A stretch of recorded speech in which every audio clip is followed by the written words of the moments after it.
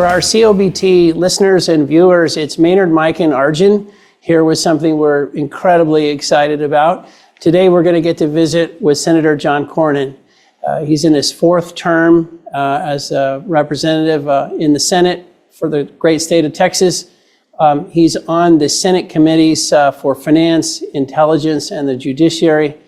He's a good friend, and he's been someone, he and his office have spent time with us over the years just talking about energy policy and some of the things that the senator is focused on. So we're just delighted to have this conversation, particularly 1 week out from the election. So let me just pause and say, Senator, we're so delighted to get to spend some time with you. My pleasure. I'm looking forward to it. Well, and we're certainly so excited to have you, sir. Mike, what would you throw in about the markets, the world, the earnings, just your vantage point before we jump in with the senator? Yeah, something that's been perplexing me, and I think it's been perplexing the market, is what's going on with bonds. You've seen the 10-year bond yield go from 3.6% to 4.3%, and we're at higher levels than when the Fed cut rates by 50 basis points, and people are wondering what is going on here. And I think, it's just my speculation. My speculation is I think that the betting markets are betting that Trump is probably going to win. He's going to basically go for less regulations, which is going to probably mean more real growth, which is probably going to be, mean more, higher deficits. On the other hand, people are also saying he's going to put a lot of tariffs on China, which is going to be inflationary as well. And so I think the bond market right now is starting to bet that that's going to, Trump is going to win, and these are the implications. So it's just been really perplexing at what's going on there. On the crude oil side, over the last couple of days, we're off about $5 a barrel. And we've been talking about this for, months. It seems like every other week it's either, Chinese stimulus is the big deal, or it's basically, Middle East conflict. Well, this week it looks like Middle East conflict or Middle East de-escalating is the theme of the day, and so people are concentrated on, what does Chinese demand look like? And I got to tell you, today the EU is imposing 35% tariffs on Chinese EVs, and I start to look at that. I look at what potentially Trump is going to do. That does not sound good for China, and so this whole economic issue with China is continue to be in focus, I think, as well. And so how does that affect crude oil demand? So much anxiety about the quote Trump tariffs, which no one knows what they are other than a threat at this point. And meanwhile, the EU just levied a monster tariff. Yeah. Interesting. And so, that is, the dynamics of the crude market at this point in time. And I'd say just from a broader equity standpoint, look, the S&P continues to, on a weekly basis, hit new highs, and I already talked about the bonds going up, and it's perplexing that the market keeps hitting new highs with bonds yields keep going up. And I think it's really interesting what we've seen, and we've talked about this 4 or 5 weeks ago about the Russell 2000 was actually outperforming sort of the big tech stocks, and it was like a broadening of the S&P. And what we're seeing here going into third quarter earnings is that it's not happening that way. What we're starting to see is guys are coming back to the Teslas, the Googles, the Nvidias. Those names are outperforming. So that broader market breadth is starting to get a lot more narrow, and that's a little bit dangerous. And so, that's what we notice with the broader markets. I'd say from the energy markets, look, we have lower crude oil prices. We will have lower natural gas prices. 2 weeks ago, and this week we heard about oil service firms talking about spending into 2025 is going to be questionable. Pricing is going to be questionable. And so I think what you're seeing is energy cash flows next year are going to be lower. Revisions are happening, and the market is trying to deal with that right now. And so that's just going to be tough to work our way through that. And so I just think we're going to go sideways here. We're going to see what the earnings expectations look like, and then we're going to go from there. But I just don't think, like I said last week, I think in the next week or so, people are going to say, okay, what happened with the elections? How are you going to be positioning ourselves into 2025? And so we're going to be going through all of that here.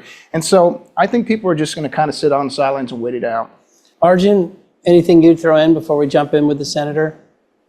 First of all, I'm really looking forward to speaking with the senator here shortly. But I wanted to maybe extend this theme of the upcoming elections. And there's obviously a lot of focus, a lot of discussion. What if this party wins? What if the other one wins? But I might just do a quick rewind to the 2020 elections. We were coming off a really challenging period for traditional energy. Prices were very low. In fact, we just sort of gotten through negative oil prices that people remember. And there was a thought that with zero interest rates and with all this talk about peak oil demand and ESG pressures and climate concerns, that the only thing you'd want to focus on would be new energies, and the traditional energy sector was going to go away. And of course, we've shown this in some of the recent super spiked. The quote clean energy ETF actually peaked with Biden's inauguration and has been more or less a straight line down, and maybe it's leveled off here in the last little bit, but it's corrected sharply. And we're actually coming off 3 of the better years, maybe up until the past several months, for traditional energy. So a lot of the expectations at the time of the last election did not come to pass, despite the fact that President Biden won. And I think it's just something that we should be humble about, that there are differences in the party. There are differences in the amount of regulation versus markets and drilling versus not drilling and all these kind of things. But we've said this repeatedly at Veritan and at Super Spiked.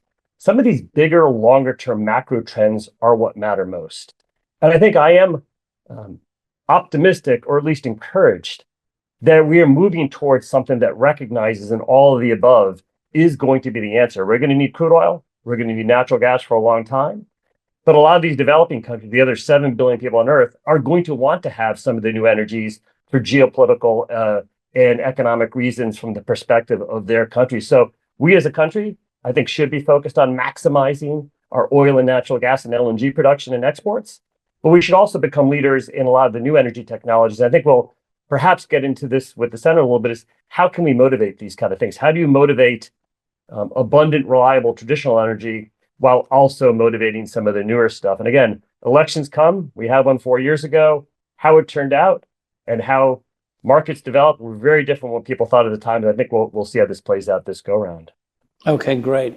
Well, let's jump in. I think there's no shortage of comments or no shortage of questions as we were thinking about spending some time with you. Maybe one place to start, Senator Cornyn, is the whole world is thinking about the U.S. election right now. The U.S. is certainly focused on the U.S. election right now. But there are many things going on in the world that make you a little nervous. Iran and Israel are doing this sort of limited conflict, if you will.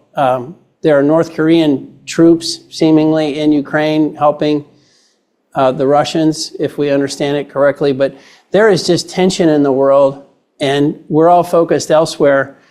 What do you think from an intelligence perspective? What are you thinking about the geopolitical stress in the world, the tension in the world, and the fact that you certainly don't want to see it get worse while we're focused elsewhere, but how do you think about those issues? My dad was a B-17 pilot in World War II and was shot down on his 26th mission and was captured as a POW the last 4 months of World War II. I know he and his generation thought that would perhaps be the last great land war that we would see in our history, in world history. And actually, there have been some political scientists who've talked about the end of history and the influence of democracy and democratic values around the world and how that would change our future. But as Bob Gates, the former Secretary of Defense, said after Putin invaded Ukraine, he said, our holiday from history is over. And unfortunately, it's the most dangerous world I think we've seen since World War II. You start to read your history of the run-up to World War II and what Hitler did in terms and the appeasement by Neville Chamberlain and the sacrifice of Czechoslovakia. And obviously, he wasn't satisfied with that. And many people who've said, well, what's the American self-interest in Ukraine, helping Ukraine out? And I think the lessons of history are that these types of autocrats don't stop, particularly when they're driven by a powerful ideology. And in Putin's case, it's about the restoration of the Russian Empire. But now it's particularly troubling to see not only are they getting drones from Iran and missiles, but now actually troops along with ballistic missiles from Iran.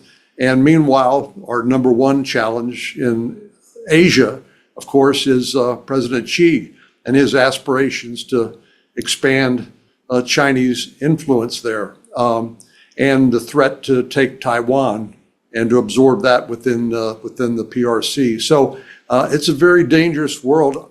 I'm a Ronald Reagan Republican, and he always prescribed peace through strength. And we need to reestablish deterrence, and right now I don't think we have it.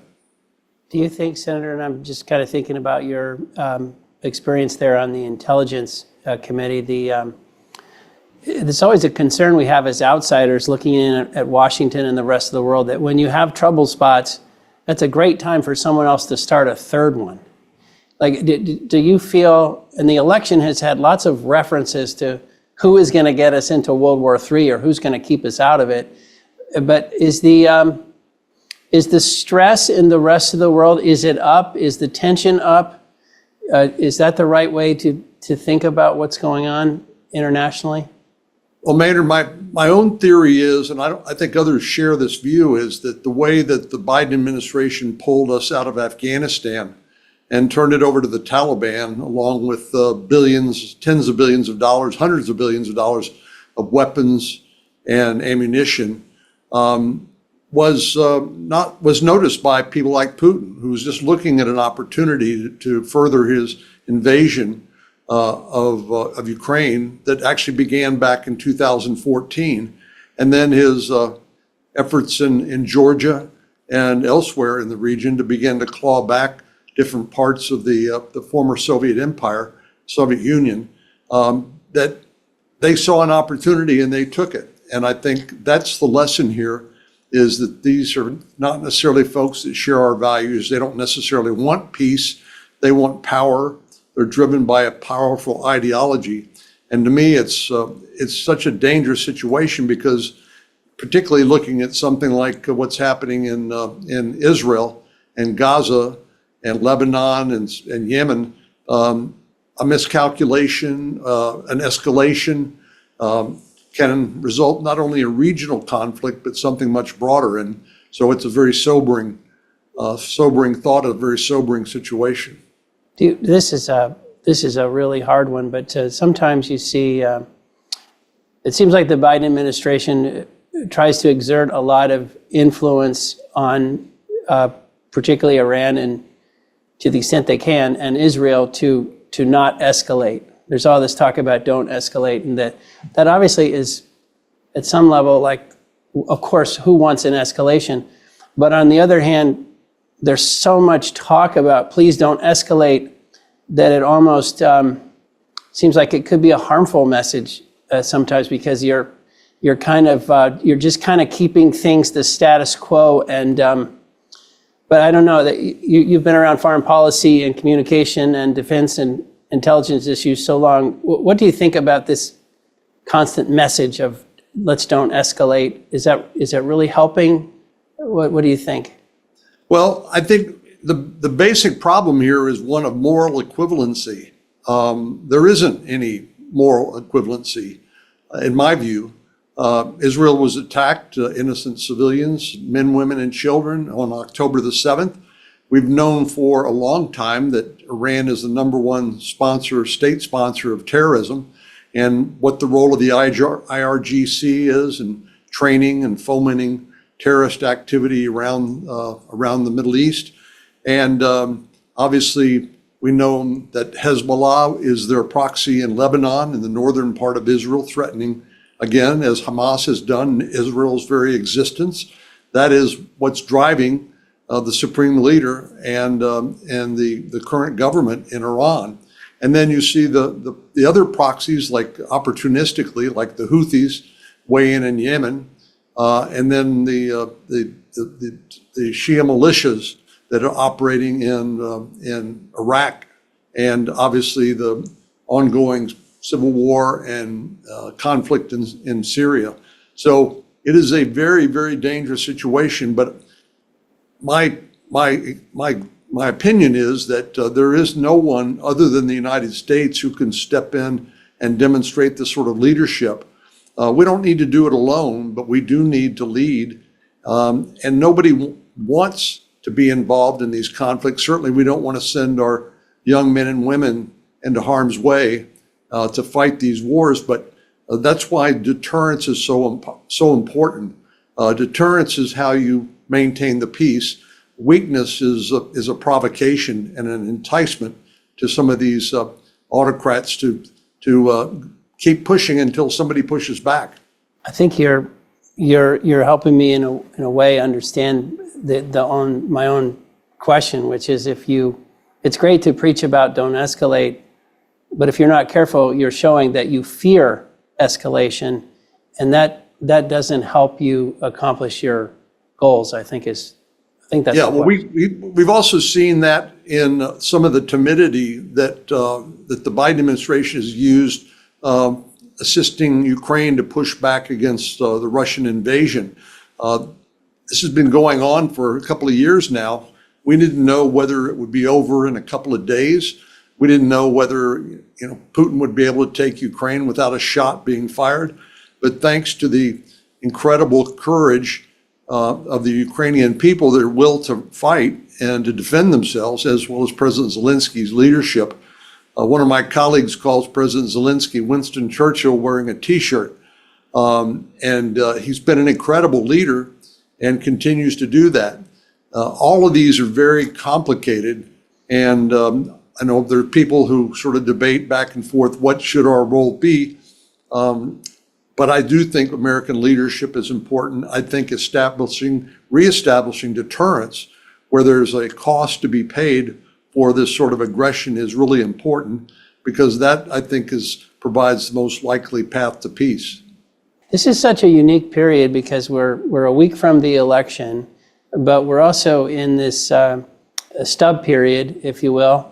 It's kind of a financial term, not a political term, but we've got the House and the Senate will have this Congress will have a small session before the next one, and obviously Biden will have his small window here. What do you think about what can we get done in those windows? What are the risks in those windows? Because it's very unique period of time, regardless of who wins the election, but it's particularly unique if Trump is going to win, because that means a lot of change is on the way. But what do you think about this window we're about to go through and the implications of it? Well, they call it the lame duck for a reason. This is all things that we should have been doing earlier in the year, but have failed to do. And we're currently operating under a continuing resolution, which means we're just kick the can down the road when it comes to financing the operations of the federal government. And that expires, I think it's December the 21st. So that means we'll have to tie up those loose ends. We also have the National Defense Authorization Act, which I think for the last 60 plus years has been passed on an annual basis, which has now been kicked over into the lame duck. And there's going to be a lot of efforts, again, depending on, as you said, on the election. If you're a Democrat and Trump wins and Republicans are going to get the majority, you're going to want to get anything and everything you can done in this lame duck. Conversely, some Republicans may say, well, why don't we wait and just punt until the first part of the next year to deal with some of these more difficult issues. But part of the problem with that is that next year, if Republicans have both houses in the White House, we're going to have to move very quickly. I think we probably have about a 2-year window of opportunity here, starting with passing a budget, which gives us some special authorities to extend the expiring tax provisions of the Tax Cuts and Jobs Act of 2017. That would result in a multi-trillion-dollar tax increase if we fail to do that. And that would be a tax increase for 62% of American taxpayers, according to the Wall Street Journal. But there's something even more fundamental we need to do. We're at $35 trillion in debt. We're paying more money for interest on the national debt than we are on defense. As we've just discussed, the world is not getting any safer. America needs to do more. Just as important as how much we spend for defense, it's how we spend it. And we're seeing the evolving face of warfare in Ukraine with the increase of relatively cheap technology like drones and the like. So we're going to need to adapt, but we're also going to have to reprioritize federal spending. Right now, the federal government appropriates in the annual appropriations bills only about 27% of what the federal government spends. The rest of it's in mandatory spending or spending via the tax code, so-called tax expenditures. And the tax code has now become a means by which welfare benefits are increasingly being delivered through refundable tax credits. $200 billion a year for the child tax credit and the earned income tax credit. And then let's say we decide that it's not possible without strong bipartisan support to deal with Social Security and Medicare. There's still $700 billion of additional mandatory spending. These are things that we've created, programs that basically have no cap or no cost of living index or anything like that. It's based on demand, and they've been growing at 6, 7, 8% a year. So all of that is to say that we're going to have some incredibly difficult and heavy lifting to do next year. So I think that's certainly weighing heavily on my mind as well. Senator, we really appreciate you being here today. It's a pleasure for sure. Thank you. Look, a week is a long time, right? I mean, and so I'm thinking about, what do you think about the Republicans retaking the Senate? What are some of the key races we should be thinking about? And what is your personal opinion about how things play out here? And I particularly want to know if things work out in Republicans' favor. Take us through how the Republican leadership, how that basically happens, how quickly that will happen post the presidential election. Well, of course, I'm focused like a laser on Texas, and this has been a battleground for some time now. Democrats have this dream of turning Texas blue. I call that not a dream, but a nightmare. And so Senator Cruz is in a battle again, like he was in 2018. I'm confident he will win. I can't tell you the margin, but Democrats are spending a lot of money here, and you're seeing a lot of that on the airwaves. And Senator Cruz is in a fight for his political life. Again, I'm optimistic about him winning. Rick Scott, similar story in Florida, but then we're seeing incredible pickup opportunities in places like West Virginia, where Governor Jim Justice is sure to be the next United States Senator. That'll put us at 50-50. And then Montana, where Tim Sheehy is besting John Tester, an incumbent. You go down to Ohio, where there will be about $500 million spent in the Ohio Senate race. It's just unbelievable how much money is going into these races. But Bernie Moreno is running against Sherrod Brown, who's been in the Senate for a long time, the chairman of the Banking Committee. And I like Bernie's chances of winning. But it's not just there. You look at the national polls in the battleground states, and most of them are in the margin of error.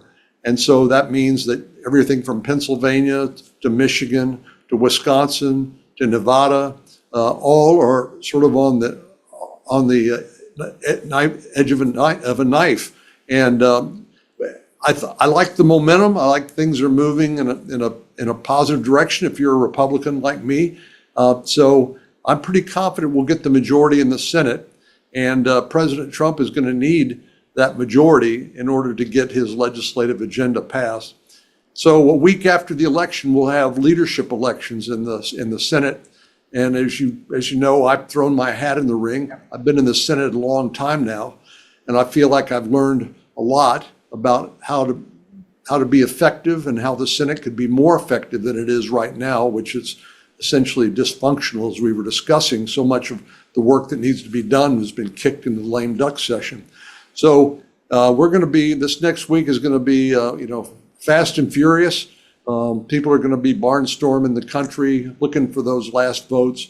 And then November the 5th, hopefully we'll get some big enough margins that there won't be a lot of controversy about who won or how long it's going to take to identify the winners. But it's going to be a wild and crazy next couple of weeks. Senator, I might jump in here, and I want to thank you as well. It's a real honor and a pleasure to have this opportunity to speak with you. I might shift the conversation a little bit to some energy issues, and I'm going to maybe phrase this as, depending on whether President Trump or Vice President Harris wins. But I know you, sir, have been an ardent proponent of ensuring that we maximize Texas and America's energy resource potential. I really appreciate that framing. That was in some of the materials for your staff, and it's certainly a philosophy that I share. Yet we've seen under the current administration attempts, perhaps due to pressure they face from their base or whomever, to limit some of our resource development. We've seen a permit pause, I think they phrase it, on LNG, despite the fact, and we were talking about Russia, Ukraine earlier, how critical it was to our allies in Europe to be able to receive American LNG when Russian gas was shut off. We've seen a lot of controversy over specific Alaskan oil projects, despite the fact that last time I checked, Alaska is part of the United States. And for some reason, people have decided, well, that resource we're going to treat differently than we treat other resources. Now, we don't have that issue in Texas, thank goodness. The Permian Basin, the Eagle Ford Shale, I think we're all blessed that those are in Texas. But can you talk about how you or Senate Republicans might think about ensuring access to America's resources, which are critical to Americans and critical to citizens of the world, aren't put off limits due to pressures from one side or the other? LNG permit ban, Alaska, these are the kind of the main topics. Well, unfortunately, energy policy in Washington, D.C. seems to be driven by so much ideology. You might even say almost a religion. And so much of the discussion centers around climate change. I have no doubt that the climate continues to change. And Texas is a state that believes in all of the above when it comes to energy policy. And certainly renewables have played an increased role in electricity generation. For example, wind turbines and the like, solar panels. But I think we've learned, or should have learned, the lesson that you need a reliable base load of energy, and that can only be provided by things like coal, natural gas, or nuclear. And obviously coal has been controversial and continues to be so, but natural gas has been a boon to humankind and certainly to Texas and the world. But energy is, as Daniel Yergin has pointed out in two of his incredible books, for which I think one of which he won the Pulitzer Prize, this has geopolitical implications as well. You would have thought that after Putin basically enticed Europe to be solely dependent on Russian energy, and you saw after he invaded Ukraine how hard it was for them to transition or to diversify their energy supply to U.S. provided LNG and other sources, that you can't do that on a dime. You can't develop the infrastructure, and it's been a challenge. But I thought maybe that would wake people up and make them realize that energy is not only about heating your home and driving your car or whatever. It's about, has geopolitical implications as well. But one of the really interesting things to me lately has been just increasing stories about the importance of data centers and artificial intelligence and how much electricity that those are going to consume. And you see stories like Microsoft purchasing or entering a contract with 3 Mile Island and nuclear energy to help them. And I just think this is changing the conversation a lot. But then you look at the challenges we have in terms of transmitting that electricity and the infrastructure needed for that. That gets you back to the whole issue of permitting and the other regulatory process, which just makes everything we try to do harder and more expensive and more difficult. So Texas obviously is always going to play a leading role as an energy state. People know about our oil and gas capabilities, the incredible productivity of the industry in places like the Permian Basin. But this is not only an economic issue, this is a national security issue and with geopolitical consequences. But again, now we're looking at the demands going to be made by artificial intelligence and the data centers and the like. And I think we're going to have to adjust our thinking accordingly. So this is one thing, Senator, just kind of picking up on that we're always curious about, because it seems like if you say $4 gasoline prices, everybody understands what that means right away. But if you say 15 cents a kilowatt hour or 20 cents a kilowatt hour or 40, people don't, and politicians, this is my guess, our guess, Yep. they don't instantly recognize like, oh, that's a lot, or oh, that's above where it's been. And so I think all of us have been concerned about the rising cost of power and how that's changing across the country and really across the Western world. Is that something that you find is really on the minds of people in Washington? Is it resonating yet that, hey, we have a problem with our power costs? Yeah, well, of course, inflation has been a huge problem in recent years with 40-year high inflation. So everything from the agriculture industry is concerned about the cost of various inputs, obviously with the Federal Reserve trying to tamp down inflation, raising the discount rates, and everything's become more expensive. All of those are directly related to energy. But Maynard, one of the things I think, I should probably mention now, one of the things that Washington likes to do is pick winners and losers. And that's something I'd prefer to have the markets do, because frankly, we're not smart enough to figure this out.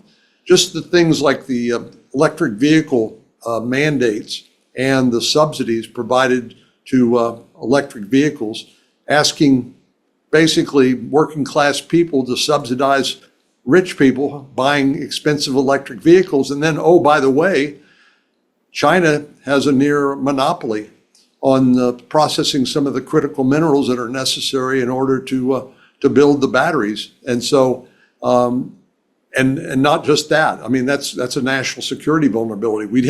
We passed an important piece of legislation a couple of years ago called the CHIPS and Science Act, recognizing we had an incredibly dangerous vulnerability for advanced semiconductors. We only made about 10% of them here in America and outsourced the rest to Asia.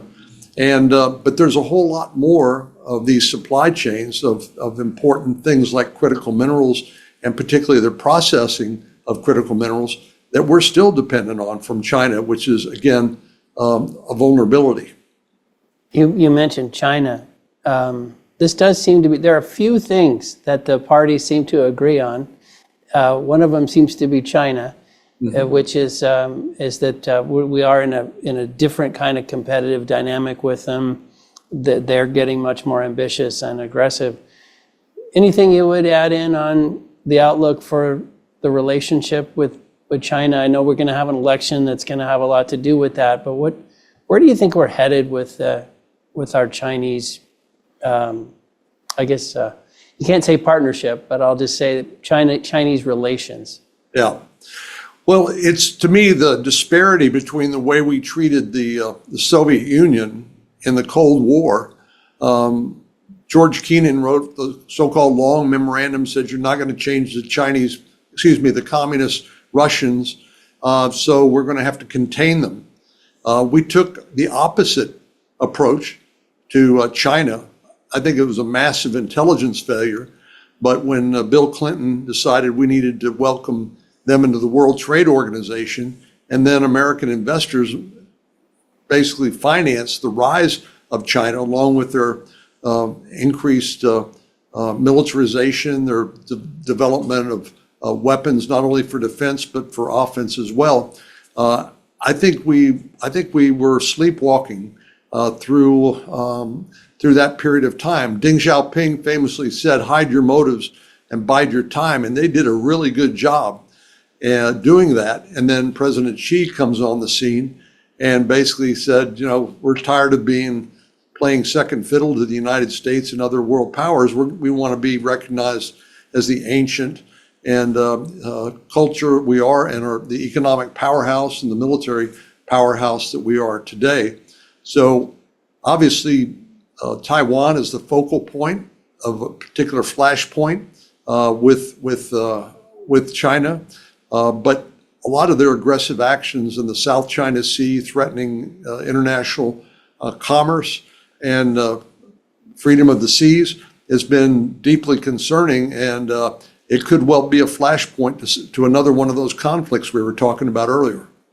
Well, it is pretty incredible. It didn't seem to get as much press as it deserved, but I think it was a couple of weeks ago that the Chinese rehearsed a blockade of Taiwan. This Right. is pretty pretty incredible stuff.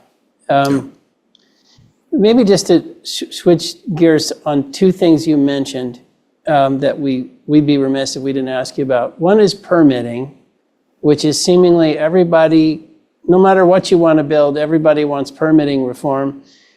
Do you think permitting reform logically falls in this lame duck session, or is it almost certainly something for the next president and Congress? How do you think about permitting and when we might attack that? Well, we might be able to get a start. Senator Manchin, who'll be leaving the Senate in January, but he'll be there during the lame duck, and Senator John Barrasso from Wyoming, two of the leaders on the Energy Committee in the Senate, have a bill that I think would be the first good step in the right direction.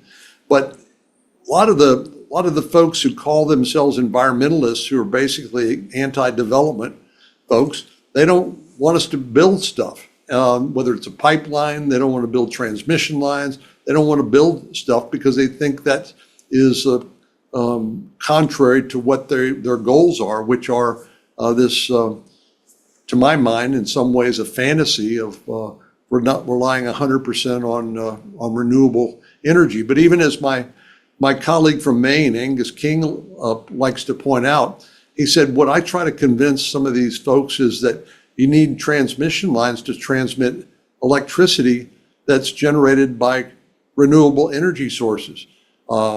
It's agnostic when it comes to how that electricity is being generated. And as we said, our demands are going to get greater and greater and greater. So a lot of this, I think, is unfortunately, it's unwillingness to accept reality. But a lot of it has to do with sort of where the Republican Party and the Democratic parties are on some of these issues, and where people who are elected by those parties, sort of the worldview that they bring with them to the table. I think that has a big influence on the policies. It's not what I would call a neutral arbiter of the facts. It comes heavily laden with the perspective of the constituencies that make up the respective parties. I was going to ask you about the national debt, but at 35 trillion, we just don't have enough time. We all know we need to be talking more about that issue. I've got a different one for you. I'm just curious how you think about it, which is federal versus state power. And it seems like a good friend was telling us this morning about, he just really believes in more power being invested in the states to make some of these energy choices, et cetera. But sometimes it feels like we need the feds, because if you're going to build a transmission line, for instance, across 2 or 3 states, you're going to have them. Any observations on, because that's an age-old debate about where power should sit. Do you think if the Republicans win, we're going to see more state power in various issues, or how do you think about that philosophy, and where are we in that pendulum swing? Well, I hope so. Louis Brandeis, who went on to serve on the Supreme Court of the United States, called the states the laboratories of democracy. And of course, the 10th Amendment to the Constitution says that all powers not delegated to the federal government are reserved to the states and the people. But as you've noted, power has gradually migrated from the states to the federal government, because some of it has to do with interstate commerce, and as you mentioned, which is in the purview of the federal government. Some of it has to do with the ability of the federal government to generate tax revenue. And so that money, along with the money that the federal government generates through revenue, is a shift of the power center from the states. But I think, Louis Brandeis had it right. And I don't think, we're a big, diverse country, 330 million people. And I've traveled around the country. I'm sure you have too, enough to know that we're not all the same. And there are regional differences, there are state differences. But that sort of flexibility that comes from the federalist system, I think provides sort of a flexibility at the joints and provides some resilience and ability to adapt. Something that a one-size-fits-all national perspective does not.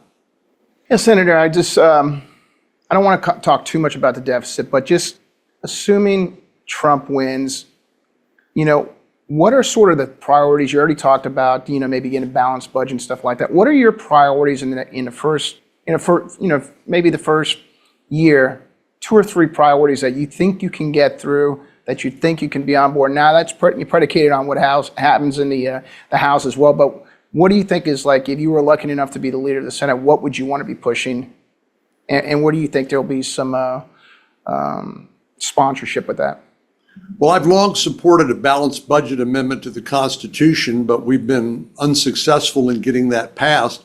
Unfortunately, Republicans and Democrats are complicit in the $35 trillion debt, but our Democratic friends are the party of government, and so they seem to be much more aggressive at spending than Republicans are. And I think, we've kicked the can down the road so far, we've run out of road.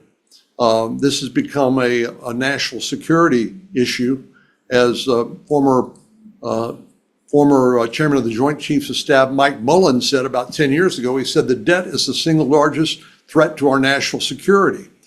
And when he said that, I thought, that's just kind of a peculiar thing to say. But I think he was very prescient, and we are there because, as we've discussed initially, we're in an increasingly dangerous world. It's expensive to project power and for American leadership to take place around the world, even if we're not engaged in an active conflict. And we're going to have to increase military spending. Again, it's going to be how you spend it is just as important as how much you spend. And we're going to need also to get our allies and friends. I think President Trump's exactly right to say NATO needs to step up even more than 2% of GDP.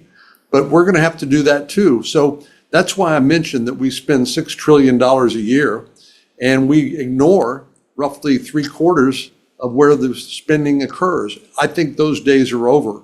And the first step to dealing with that, and I don't think we're going to balance the budget in a year or maybe even in 5 years, but we need to start bending that curve because the path we're on now is unsustainable.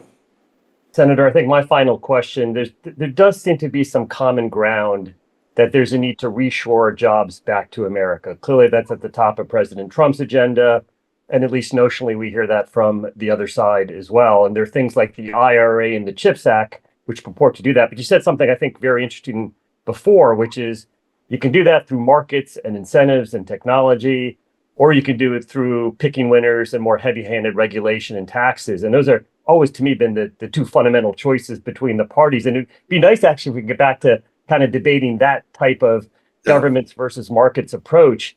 But when we look at the IRA, when we look at the CHIPS Act, do we think there's some elements that we can work with? And it's a question of reforming these acts so that it does a better job of letting markets decide?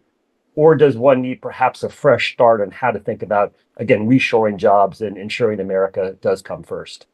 Well, I think the concept of globalization basically was a fancy way of saying the jobs are going to go where it's cheapest to make things. And so that's not America as much anymore. And Asia and Mexico and places like that are the places where things can be done more efficiently, more inexpensively.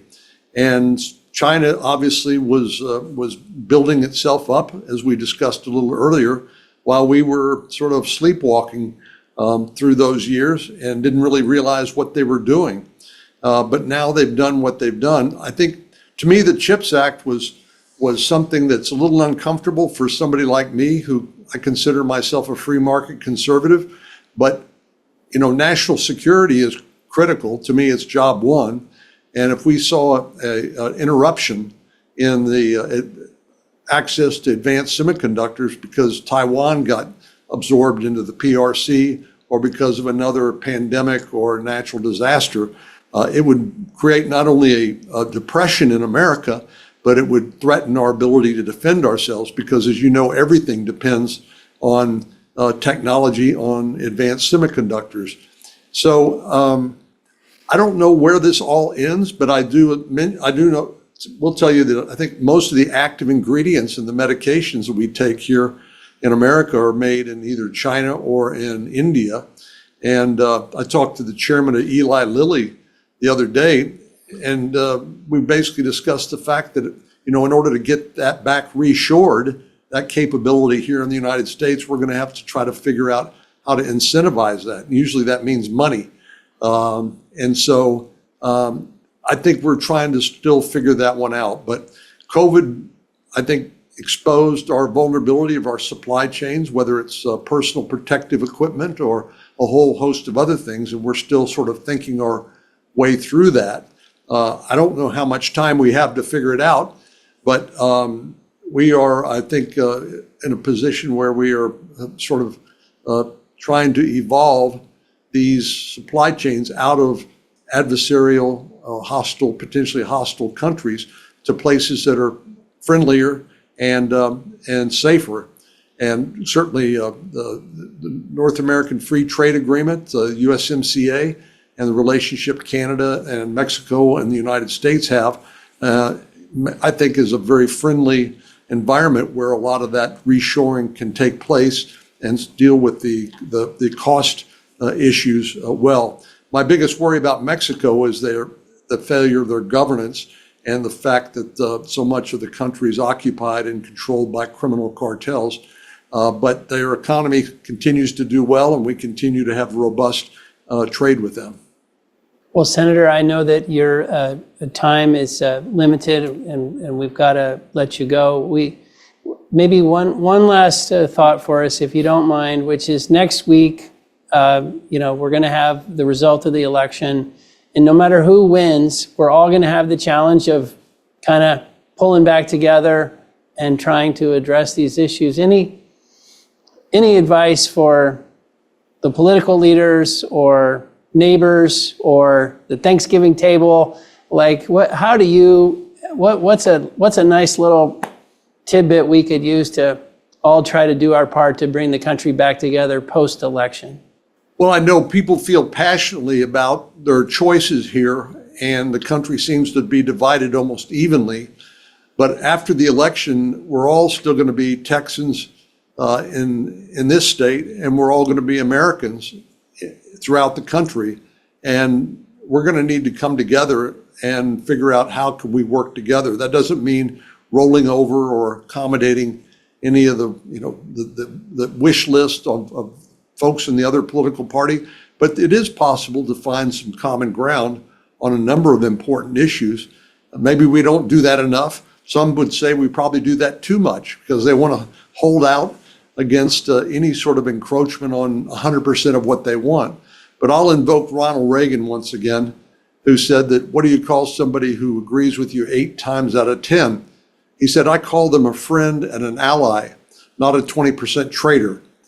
Unfortunately, these days in this political environment, people tend to be looking for traitors rather than allies, and I think that's a bad way to look at it. Well, Senator, thank you. We are awfully lucky to get some time with you, and we're even luckier to have you as our U.S. Senator. So thank you for all you do, and really appreciated the time today. Great to be with you all. Thanks so much. Thank you. Thanks, everybody.